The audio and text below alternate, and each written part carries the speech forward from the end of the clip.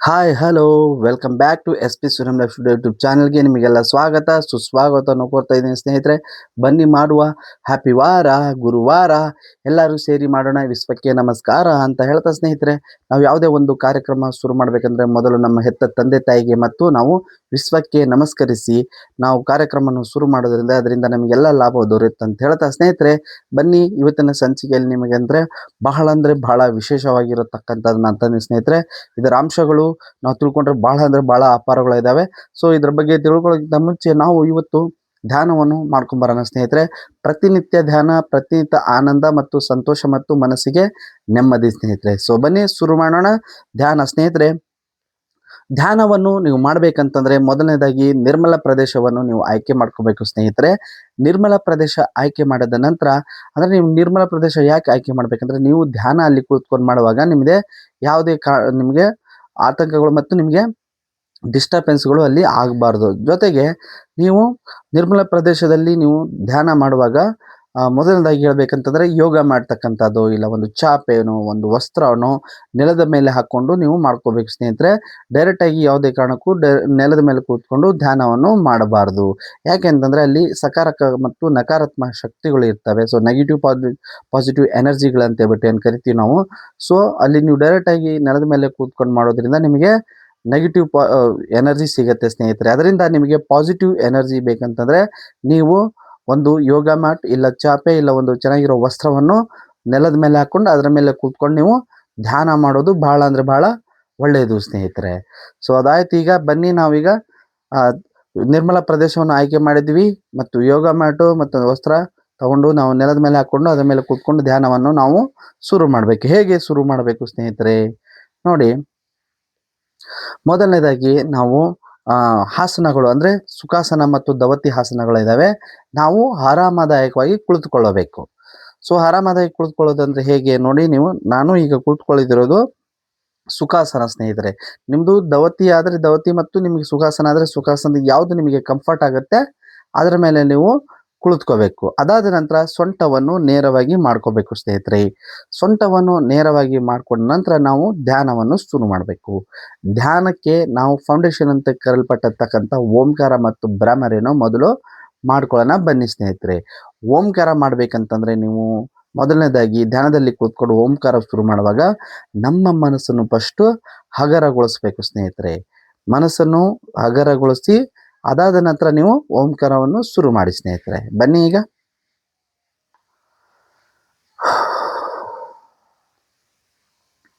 ನಿಧಾನವಾಗಿ ಉಸಿರು ತಗೊಂಡು ಓಂಕಾರವನ್ನು ಮಾಡೋಣ. ಓ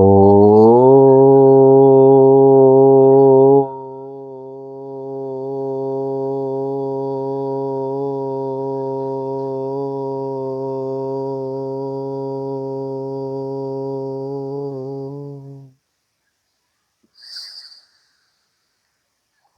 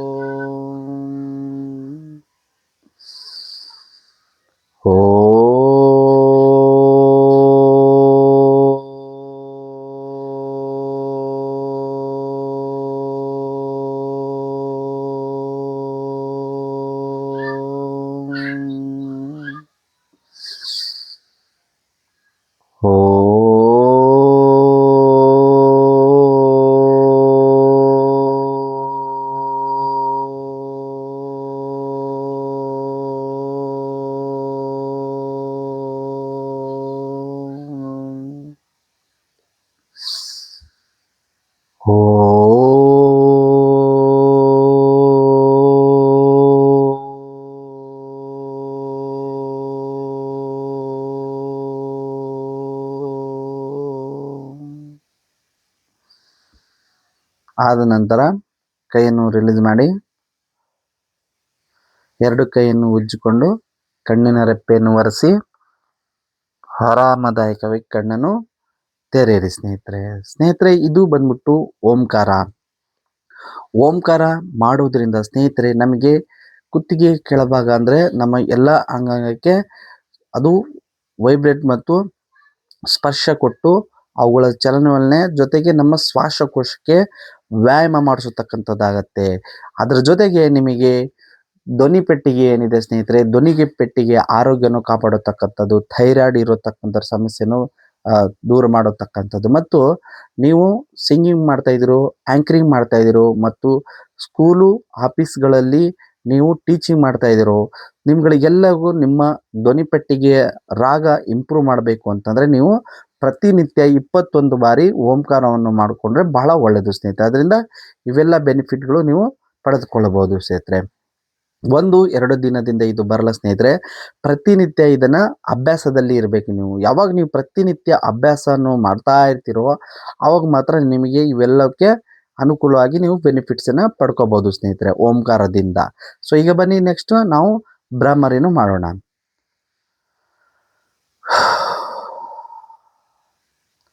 ಭ್ರಮರಿನೂ ಮಾಡಬೇಕಂತಂದರೆ ಮೊದಲು ನೋಡಿ, ಕೈಗಳು ಹೀಗೆ 3 ಬೆರಳನ್ನು ಮಡಚಿ ಮತ್ತು ಹೆಬ್ಬೆರಳನ್ನು ಮಧ್ಯದಲ್ಲಿ ಹಾಕಿ ಕಿರುಬೆರಳನ್ನು ಮೇಲಿಂದ ಮುಚ್ಚಿ ಸ್ನೇಹಿತರೆ. ಇದು ಶಂಖಮುದ್ರ ಅಂತ ಹೇಳ್ಬಿಟ್ಟು ನಾವು ಕರಿತೀವಿ ಸ್ನೇಹಿತರೆ. ಶಂಖಮುದ್ರದಲ್ಲಿ ನಾವು ಭ್ರಮರಿನೂ ಮಾಡೋದ್ರಿಂದ ಇನ್ನೂ ಬಹಳ ಬೆನಿಫಿಟ್ಗಳು ನಮಗೆ ನಮ್ಮ ದೇಹಕ್ಕೆ ಸಿಗ್ತವೆ ಸ್ನೇಹಿತರೆ. ಬನ್ನಿ ಈಗ ಭ್ರಮರಿನೂ ಮಾಡಬೇಕಂತಂದರೆ ಮೊದಲನೇದಾಗಿ ನೀವು ಮನಸ್ಸಲ್ಲಿ ಒತ್ತಡವನ್ನು ಇಟ್ಕೋಬೇಡಿ ಮತ್ತು ಆರಾಮದಾಯಕ ಕೂತ್ಕೊಳ್ಳಿ. ರಿಲ್ಯಾಕ್ಸ್ ಆಗಿ ಕೂತ್ಕೊಂಡು ನೀವು ಭ್ರಮರಿನೂ ಮಾಡೋದ್ರಿಂದ ನಿಮಗೆ ಸಿಗೋ ಎಲ್ಲ ಬೆನಿಫಿಟ್ಗಳು ನಿಮಗೆ ಭಾಳ ಅಂದರೆ ಭಾಳ ಎಲ್ಲವೂ ಬೆನಿಫಿಟ್ನ ನೀವು ಪಡ್ಕೋಬಹುದು. ಸೊ ನೋಡಿ, ಈಗ ಆರಾಮದಾಯಕವಾಗಿ ಕುಳಿತುಕೊಂಡು ಈಗ ಸೊಂಟವನ್ನು ನೇರವಾಗಿ ಮಾಡ್ಕೊಳ್ಳಿ ಮತ್ತು ಈಗ ಭ್ರಮರಿ ಪ್ರಾಣಾಯಾಮ ಶುರು ಮಾಡೋಣ ಸ್ನೇಹಿತರೆ. ನೋಡಿ, ಆರಾಮದಾಯಕವಾಗಿ ಉಸಿರು ತಗೊಂಡು ನೀವು 15 ಸೆಕೆಂಡ್ ಮಾಡ್ತೀರಾ, 20 ಸೆಕೆಂಡ್ ಮಾಡ್ತೀರಾ, ಆರಾಮದಾಯಕವಾಗಿ ಉಸಿರು ತಗೊಂಡು ಭ್ರಮರಿಯನ್ನು ಮಾಡಿ ಸ್ನೇಹಿತರೆ.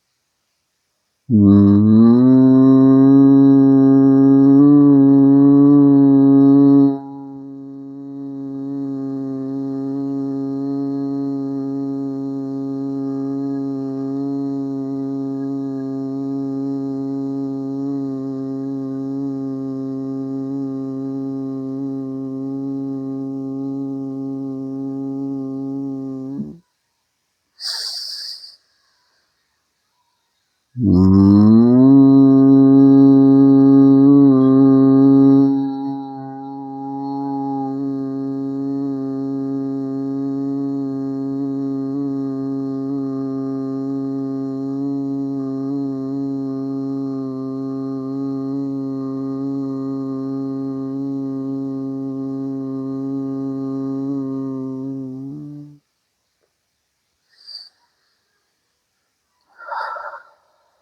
ನಂತರ ಎರಡು ಕೈಯನ್ನು ರಿಲೀಸ್ ಮಾಡಿ ಕೈಯನ್ನು ಉಜ್ಜಿಕೊಂಡು ಕಣ್ಣಿನ ರೆಪ್ಪೆಯನ್ನು ಒರೆಸಿ ಆರಾಮದಾಯಕವಾಗಿ ನೀವು ಕಣ್ಣನ್ನು ತೆರೆಯಿರಿ ಸ್ನೇಹಿತರೆ.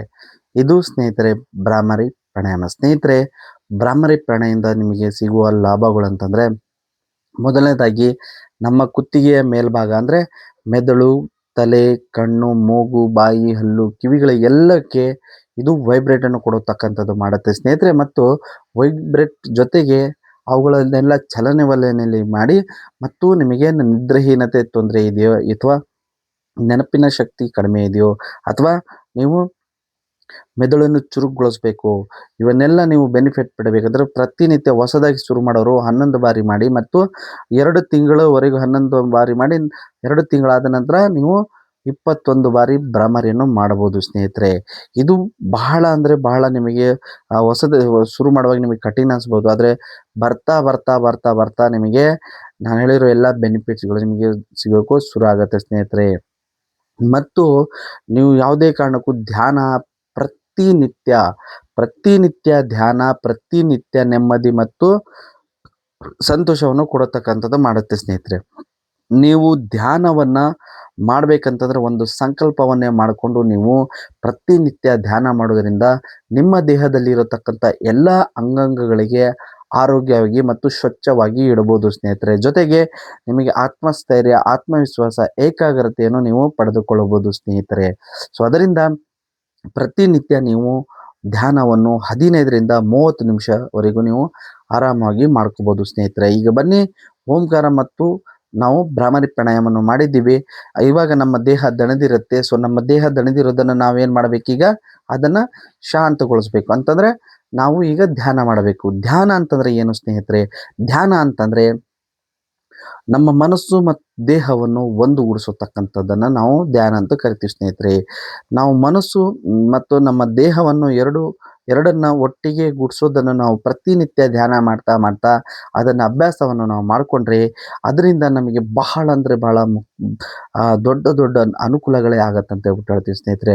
ಮೊದಲನೇದಾಗಿ ಹೇಳಬೇಕಂತಂದ್ರೆ ನಿಮಗೆ ಅಸಾಧ್ಯವಾದದ್ದನ್ನು ಸಾಧ್ಯವನ್ನು ಮಾಡಿಸತಕ್ಕಂಥದ್ದು ಶಕ್ತಿ ಈ ಧ್ಯಾನದಲ್ಲಿ ಇದೆ ಸ್ನೇಹಿತರೆ. ಮತ್ತು ನಿಮ್ಮ ಲೈಫಿನಲ್ಲಿ ಏನು ಗೋಲನ್ನು ನೀವು ಅಚೀವ್ ಮಾಡಬೇಕಂತಂದರೆ ನಿಮ್ಮ ಹಾರ್ಡ್ ವರ್ಕ್ ಜೊತೆ ಸ್ಮಾರ್ಟ್ ವರ್ಕ್ ಜೊತೆ ಮತ್ತು ನೀವು ಧ್ಯಾನವನ್ನು ಪ್ರತಿನಿತ್ಯ ನೀವು ಮಾಡಿಕೊಂಡ್ರೆ ನಿಮ್ಮ ಗೋಲನ್ನು ಆದಷ್ಟು ವೇಗವಾಗಿ ಮತ್ತು ಸರಳವಾಗಿ ನಿಮ್ಮ ಗೋಲನ್ನು ಅಚೀವ್ಮೆಂಟ್ ಮಾಡ್ಕೋಬೋದು ಸ್ನೇಹಿತರೆ. ಸೊ ಇದಕ್ಕೆಲ್ಲ ಶಕ್ತಿ ಬೇಕಂತಂದರೆ ನಿಮಗೆ ಧ್ಯಾನವನ್ನು ಪ್ರತಿನಿತ್ಯ ಮಾಡಿ. ಧ್ಯಾನವನ್ನು ಮಾಡೋದರಿಂದ ನಿಮಗೆ ಹೊಸ ಯೋಚನೆಗಳು ಕೊಡುತ್ತೆ, ಕೆಟ್ಟ ಯೋಚನೆಗಳನ್ನು ಡಿಲೀಟ್ ಮಾಡುತ್ತೆ ಮತ್ತು ನಿಮಗೆ ಆ ಕೆಲಸವನ್ನು ಮಾಡಲಿಕ್ಕೆ ಪರಿಪೂರ್ಣವಾಗಿ ಮುಖ್ಯವಾಗಿ ಏಕಾಗ್ರತೆ ಬೇಕಾಗುತ್ತೆ ಸ್ನೇಹಿತರೆ. ಫೋಕಸ್ ಅಂತ ಹೇಳ್ಬಿಟ್ಟು ಏನು ಕರಿತೀವಿ, ಯಾವುದೇ ಒಂದು ಕೆಲಸದ ಮೇಲೆ ನಾವು ಪರಿಪೂರ್ಣವಾಗಿ ಫೋಕಸನ್ನು ಇಟ್ಟಿದ್ದೀವಿ ಅಂತಂದರೆ ಆ ಕೆಲಸ 100% ಆಗಿ ಸರಳವಾಗಿ ಮತ್ತು ವೇಗವಾಗಿ ಸಕ್ಸೀಡ್ ಆಗತ್ತೆ ಅಂತ ಹೇಳ್ಬಿಟ್ಟು ನಾನು ತಿಳಿಸ್ತೀನಿ ಸ್ನೇಹಿತರೆ. ಸೊ ಬನ್ನಿ, ಈಗ ನಾವು ಧ್ಯಾನವನ್ನು ಶುರು ಮಾಡೋಣ. ಧ್ಯಾನದಲ್ಲಿ ಕುಳಿತುಕೊಳ್ಳುವಾಗ ನೋಡಿ ಸ್ನೇಹಿತರೆ, ಮೊದಲು ನೀವು ಆರಾಮದಾಯಕವಾಗಿ ಕುಳಿತುಕೊಂಡು ಮತ್ತು ನೀವು ಧ್ಯಾನದ ಶುರು ಮಾಡಬೇಕಂದ್ರೆ ಇದು ಬಂದ್ಬಿಟ್ಟು ಚಿನ್ಮುದ್ರಾ ಸ್ನೇಹಿತರೆ. ನೀವು ಚಿನ್ಮುದ್ರಾ ಆಸನದಲ್ಲಿ ಕೂತ್ಕೊಳ್ಳಿ, ಇಲ್ಲ ಇದು ಉತ್ಸಾಸನ ಅಂತ ಹೇಳ್ಬಿಟ್ಟು ಕರಿತೀವಿ. ಉತ್ಸಾಸನದಲ್ಲಿ ಆದರೂ ಕೂತ್ಕೊಳ್ಳಿ, ನೀವು ಚಿನ್ಮುದ್ರದಲ್ಲಿ ಕೂತ್ಕೊಳ್ಳಿ. ನಿಮಗೆ ಯಾವುದು ಕಂಫರ್ಟ್ ಅನಿಸುತ್ತೆ ಮತ್ತು ನಿಮಗೆ ಕಾಲು ತೊಂದರೆ ಇರೋರು ನೀವು ಆರಾಮದಾಯಕವಾಗಿ ಚೇರ್ ಮೇಲೆ ಕೂತ್ಕೊಂಡು ಧ್ಯಾನವನ್ನು ಮಾಡ್ಬೋದು ಸ್ನೇಹಿತರೆ. ಧ್ಯಾನವನ್ನು ಮಾಡಬೇಕಂತಂದ್ರೆ ನಿಮಗೆ ಕಾಲು ಕೈ ತೊಂದರೆ ನೋವುಗಳು ಅದು ಬರಲ್ಲ ಸ್ನೇಹಿತರೆ.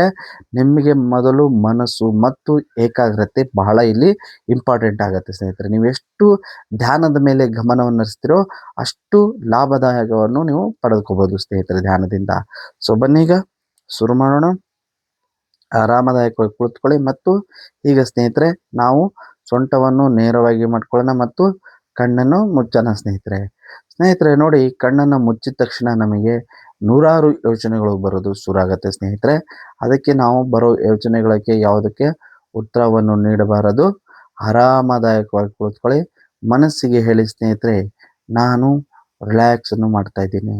ದೇಹದಲ್ಲಿರೋ ಎಲ್ಲ ಅಂಗಾಂಗಗಳಿಗೆ ಶಾಂತಗೊಳಿಸ್ತಾ ಇದ್ದೀನಿ ಮತ್ತು ಆತ್ಮವಿಶ್ವಾಸ, ಆನಂದ, ಸಂತೋಷ, ಇಡೀ ದಿನ ನೆಮ್ಮದಿಯನ್ನು ನಾನು ಪಡಿತೇನೆ ಅಂತ ಬಿಟ್ಟು ನಮ್ಮ ಮನಸ್ಸಿಗೆ ಹೇಳಿ ಆರಾಮದಾಯಕವಾಗಿ ಕುಳಿತುಕೊಳ್ಳಿ ಸ್ನೇಹಿತರೆ.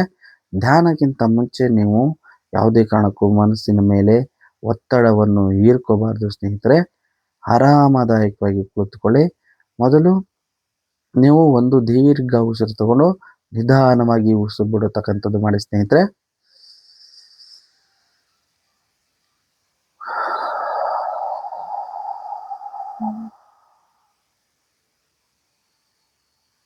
ಮೂಗಿಂದ ಎಷ್ಟಾಗುತ್ತೋ ಅಷ್ಟು ಉಸಿರು ತಗೊಂಡು ಬಾಯಿಯಿಂದ ನಿಧಾನವಾಗಿ ಉಸಿರು ಬಿಡತಕ್ಕಂಥದ್ದು ಮಾಡಬೇಕು ಸ್ನೇಹಿತರೆ. ಆವಾಗ ನಮ್ಮ ಮನಸ್ಸು ಹತೋಟಿಗೆ ಬರುತ್ತೆ ಮತ್ತು ಶಾಂತಿಗೊಳಿಸುತ್ತೆ ಮತ್ತು ಅದು ಏನೇ ಒತ್ತಡಗಳು ಇದ್ದರೂ ನಿಮಗೆ ಶಾಂತವನ್ನು ಗೊಳಿಸತಕ್ಕಂಥದ್ದು ಮಾಡುತ್ತೆ. ಮೊದಲನೇದು ಸ್ನೇಹಿತರೆ, ನಾವು ನಮ್ಮ ದೇಹದಲ್ಲಿರತಕ್ಕಂಥ ಎಲ್ಲ ಭಾಗಗಳನ್ನು ಒಮ್ಮೆ ಗುರುತಿಸ್ಕೊಂಡು ಬರಬೇಕು ಸ್ನೇಹಿತರೆ. ಅಂದರೆ ನೋಡಿ, ಅಡಿಯಿಂದ ಮುಡಿವರೆಗೆ ಅಂದರೆ ನಮ್ಮ ತಲೆಯಿಂದ ಕಾಲು ಪಾದವರೆಗೆ ಎಲ್ಲ ಭಾಗಗಳನ್ನು ನಾವು ಒಮ್ಮೆ ನಿಧಾನವಾಗಿ ನಾವು ಗುರುತಿಸ್ಕೊಂಡು ಬರಬೇಕು ಸ್ನೇಹಿತರೆ.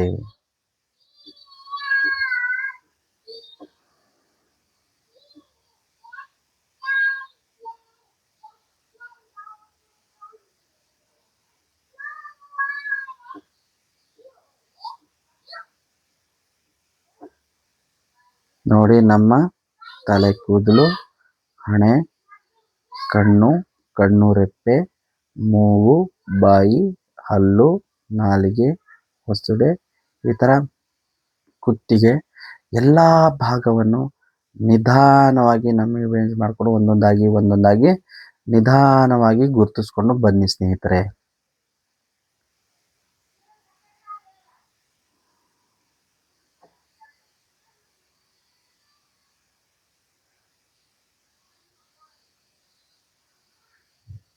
ಆರಾಮಾಗಿ ಕುಳಿತುಕೊಳ್ಳಿ.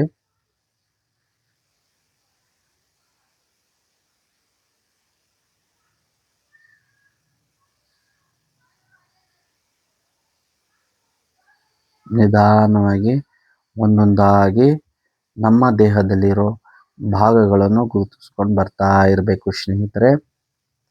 ಬರುವ ಯೋಚನೆಗಳಿಗೆ ಉತ್ತರವನ್ನು ನೀಡಬಾರದು. ಯೋಚನೆಗಳು ಅಂದರೆ ನಾವೇನಾದರೂ ಮರ್ತಿದ್ದು, ಎಲ್ಲಾದರೂ ಹೋಗಬೇಕಾಗಿದ್ದು, ಏನಾದರೂ ನೋಡಬೇಕಾಗಿದ್ದು, ಏನಾದರೂ ತಿನ್ನಬೇಕಾಗಿದ್ದು, ಈ ಥರ ನಮ್ಮ ಮನಸ್ಸು ಬಹಳ ಅಂದರೆ ಬಹಳ ಚಂಚಲವಾಗಿರುತ್ತೆ ಸ್ನೇಹಿತರೆ. ಆ ಬರೋ ಯೋಚನೆಗಳಿಗೆ ಏನು ಉತ್ತರವನ್ನು ನೀಡಬೇಡಿ. ಆರಾಮದಾಯಕವಾಗಿ ಕೂತ್ಕೊಳ್ಳಿ ಸ್ನೇಹಿತರೆ.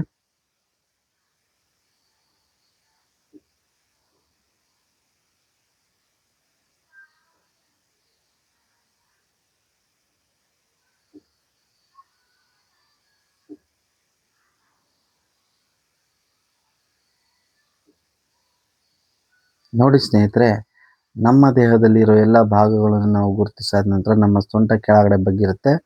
ಸೊಂಟವನ್ನು ನೇರವಾಗಿ ಮಾಡ್ಕೊಳ್ಳಿ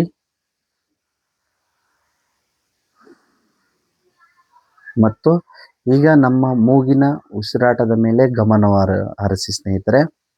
ನೋಡಿ, ನಮ್ಮ ಮೂಗು ಈಗ ನಿಧಾನಕ್ಕೆ ಉಸಿರಾಡ್ತಾ ಇದೆ. ಅದರ ಮೇಲೆ ಗಮನವನ್ನು ಹರಿಸಿ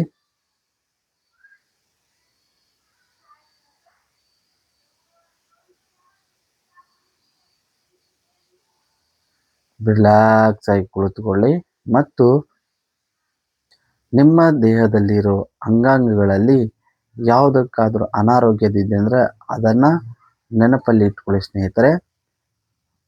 ಅನಾರೋಗ್ಯದಿರುವ ಅಂಗಾಂಗವನ್ನು ನೆನಪಲ್ಲಿ ಇಟ್ಟುಕೊಂಡು ನಿಧಾನವಾಗಿ ಉಸಿರಾಡ್ತಾ ಇರಿ ಸ್ನೇಹಿತರೆ. ನಿಮ್ಮ ಮೂಗಿನ ಉಸಿರಾಟದ ಮೇಲೆ ಗಮನವನ್ನು ಹರಿಸಿ ಸ್ನೇಹಿತರೆ.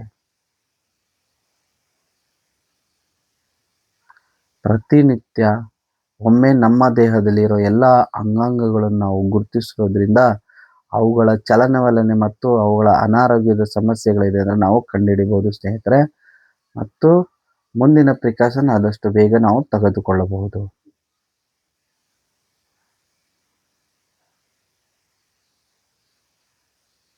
ಆರಾಮವಾಗಿ ಕೂತುಕೊಳ್ಳಿ. ರಿಲ್ಯಾಕ್ಸ್. ನಿಮ್ಮ ಮೂಗಿನ ಉಸಿರಾಟದ ಮೇಲೆ ಗಮನ ಇರಲಿ. ಆರಾಮವಾಗಿ ಕೂತುಕೊಳ್ಳಿ.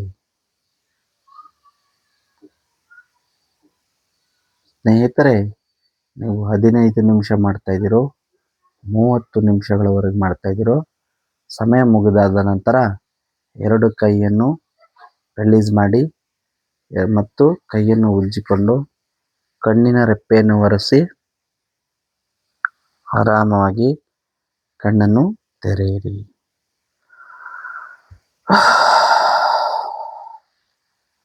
ಒಂದು ನಿಧಾನವಾಗಿ ಉಸಿರು ತಗೊಂಡು ದೀರ್ಘವಾಗಿ ಉಸಿರನ್ನು ಬಿಡತಕ್ಕಂಥದ್ದು. ಸ್ನೇಹಿತರೆ, ಪ್ರತಿನಿತ್ಯ ನಾನು ನಿಮಗೆ ಹೇಳ್ತಾ ಇರ್ತೀನಿ, ನೀವು ಮಾಡೋ ಕೆಲಸದಲ್ಲಿ ಯಾವುದಾದರೂ ಸಂತೋಷ ಆಗಿದೆ, ನಿಮ್ಮ ಕೆಲಸ ಪಾಸ್ ಆಗಿದೆ, ಏನೇ ಒಂದು ವಿಚಾರಣೆಗಳು ನಿಮಗೆ ಜಾಸ್ತಿ ಮನಸ್ಸಿಗೆ ಹತ್ತಿ ಜಾಸ್ತಿ ಸಂತೋಷ ಆಗಿತ್ತಂದರೆ ಅದರಿಂದ ಕೆಲವರಿಗೆ ಕಾರ್ಡಿಯಕ್ ಅಟ್ಯಾಕ್ ಆಗೋತಕ್ಕಂಥದ್ದು ನಾವು ಇವತ್ತಿನ ದಿನಗಳಲ್ಲಿ ಬಹಳ ನೋಡ್ತಾ ಇದ್ದೀವಿ. ಸ್ನೇಹಿತರೆ, ಅದನ್ನು ತಪ್ಪಿಸ್ಬೇಕು ಮತ್ತು ನೀವು ಮೊದಲು ಗಮನ ಹರಿಸಬೇಕು ನಿಮ್ಮ ಮನಸ್ಸು ಎಷ್ಟು ಸಂತೋಷ ಪಡಿತಾ ಇದೆ ಅನ್ನೋದನ್ನು.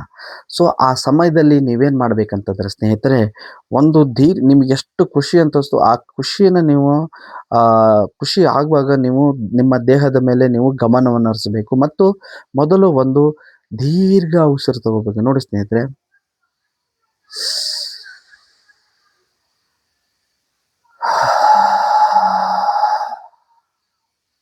ಅಂದರೆ ನೀವು 5 ಕೌಂಟ್ 1 2 3 4 5 ಈ ಥರ ನೀವು ಉಸಿರನ್ನು ತಗೊಂಡ್ರೆ ಅದರ ಹೆಚ್ಚು 8ರಿಂದ 10 ಪಟ್ಟು ನೀವು ಹೆಚ್ಚು ನಿಧಾನವಾಗಿ ಉಸಿರು ಹೊರ ಹಾಕೋತಕ್ಕಂಥದ್ದು ಮಾಡಬೇಕು ಸ್ನೇಹಿತರೆ. ಆವಾಗ ಏನಾಗುತ್ತೆ, ನಿಮ್ಮ ಎಂಜಾಯ್ಮೆಂಟ್ ಜೊತೆ ಕಾರ್ಡಿಯಕ್ ಅಟ್ಯಾಕ್ ಆಗೋದನ್ನು ದೂರ ಮಾಡತಕ್ಕಂಥದ್ದು ಮಾಡುತ್ತೆ ಸ್ನೇಹಿತರೆ. ಕೆಲವರಿಗೆ ಬಹಳ ಅಂದರೆ ಬಹಳ ಖುಷಿ, ಸೆಲೆಬ್ರೇಷನ್ ಮಾಡೋ ಟೈಮಲ್ಲಿ ಬಹಳ ಅಂದರೆ ಬಹಳ ಖುಷಿಪಟ್ಟು ಅದರಿಂದ ಮಿತಿ ಮೀರಿ ಅದೇನು ನಮ್ಮ ಖುಷಿ ಮಿತಿ ಮೀರಿ ಜಾಸ್ತಿ ಆಗಿಬಿಟ್ರೆ ಆ ಥರ ಆಗೋತಕ್ಕಂಥ ಸಾಧ್ಯಗಳು ಜಾಸ್ತಿ ಇರ್ತವೆ. ಅದರಿಂದ ಆ ಸಮಯವನ್ನು ನೀವು ದಯವಿಟ್ಟು ನಮ್ಮ ದೇಹದ ಮೇಲೆ ಗಮನವನ್ನು ಹರಿಸಬೇಕು ಮತ್ತು ಆವಾಗ ಉಸಿರನ್ನು ನಿಧಾನ ತಗೊಂಡು ಉಸಿರನ್ನು ಬಿಡತಕ್ಕಂಥದ್ದು ಮಾಡೋದ್ರಿಂದ ಆ ಕಾರ್ಡಿಯಕ್ ಅಟ್ಯಾಕ್ ಅನ್ನೋದನ್ನು ನಾವು ತಪ್ಪಿಸ್ಬೋದು ಸ್ನೇಹಿತರೆ. ಸೊ ಇವೆಲ್ಲ ಟಿಪ್ಸ್ಗಳು ನಿಮಗೆ ಬೇಕಂತಂದರೆ SP ಸ್ಟುಡಿಯಂ ಲೈಫ್ ಸ್ಟುಡಿಯೋ ಯೂಟ್ಯೂಬ್ ಚಾನಲ್ ಫ್ಯಾಮಿಲಿಗೆ ಜಾಯ್ನ್ ಆಗಿ ಮತ್ತು ನಿಮ್ಮ ದೇಹದಲ್ಲಿರೋ ಎಲ್ಲ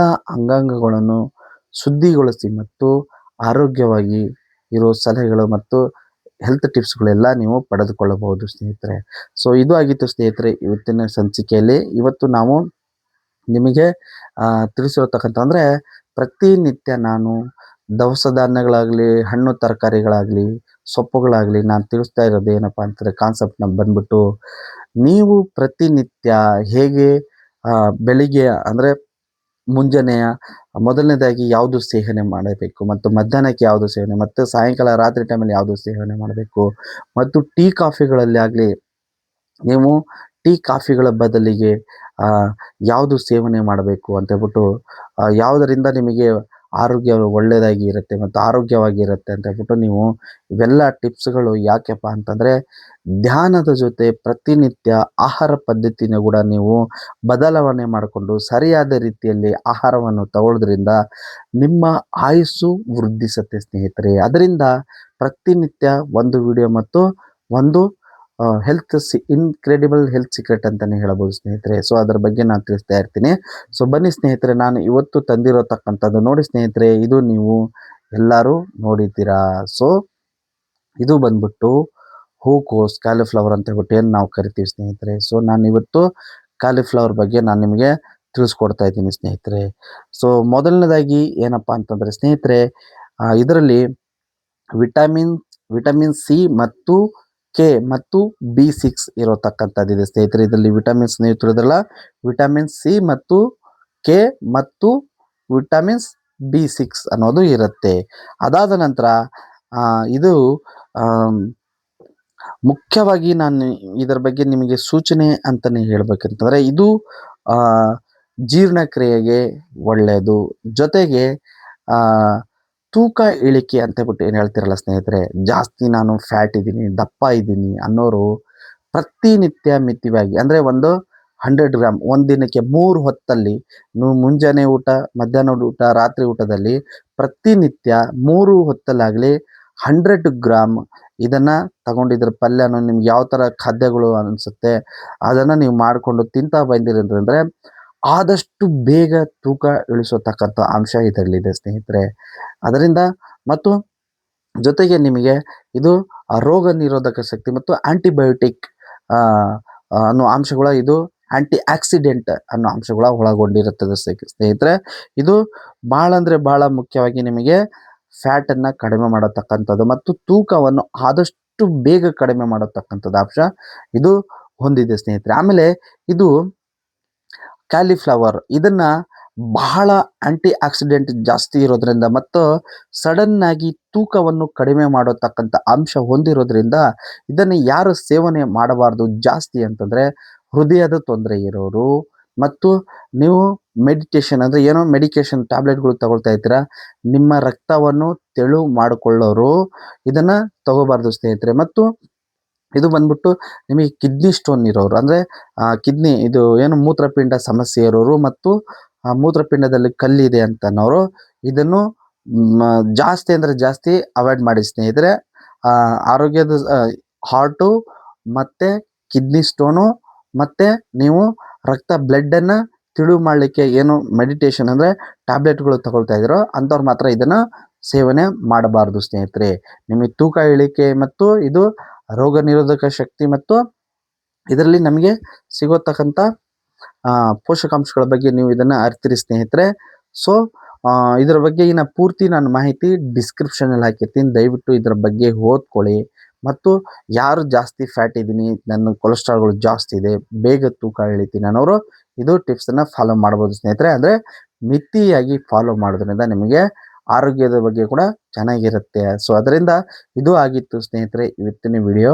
ಸೊ ಇದೇ ಥರ ಹೊಸ ಹೊಸ ಹೆಲ್ತ್ ಟಿಪ್ಸ್ಗಳು ನಿಮಗೆ ಸಿಗಬೇಕಂತಂದರೆ ದಯವಿಟ್ಟು SP ಸೂರ್ಯಂ ಲೈಫ್ ಸ್ಟುಡಿಯೋ ಯೂಟ್ಯೂಬ್ ಚಾನಲ್ಗೆ ಫ್ಯಾಮಿಲಿ ಮೆಂಬರ್ ಆಗಿ ನೀವು ಕಲೀರಿ ಮತ್ತು ನೀವು ಮೊದಲು ಅನುಭವಿಸಿ, ಅದಾದ ನಂತರ ನಿಮ್ಮ ಇಡೀ ಫ್ಯಾಮ್ಲಿಗೆ ಧ್ಯಾನವನ್ನು ಕಲಿಸಿ ಇಡೀ ಕುಟುಂಬ ಆರೋಗ್ಯವಾಗಿರಿ ಅಂತ ಹೇಳ್ತಾ, ಏಕ್ ಭಾರತ್ ಸ್ವಚ್ಛ ಭಾರತ್ ಹೆಲ್ದಿ ಭಾರತ್ ಆಗಬೇಕಂತಂದರೆ ದಯವಿಟ್ಟು SP ಸೂರ್ಯಂ ಲೈಫ್ ಸ್ಟುಡಿಯೋ ಯೂಟ್ಯೂಬ್ ಚಾನಲ್ಗೆ ಸಬ್ಸ್ಕ್ರೈಬ್ ಆಗಿ ಫ್ಯಾಮಿಲಿ ಮೆಂಬರ್ ಆಗಿ ಮತ್ತು ಆರೋಗ್ಯವಾಗಿರಿ ಅಂತ ಹೇಳ್ತಾ, ಇನ್ನು ಮುಂದಿನ ವಿಡಿಯೋದಲ್ಲಿ ಹೊಸ ವಿಷಯ ಜೊತೆಗೆ ಸಿಗೋಣ.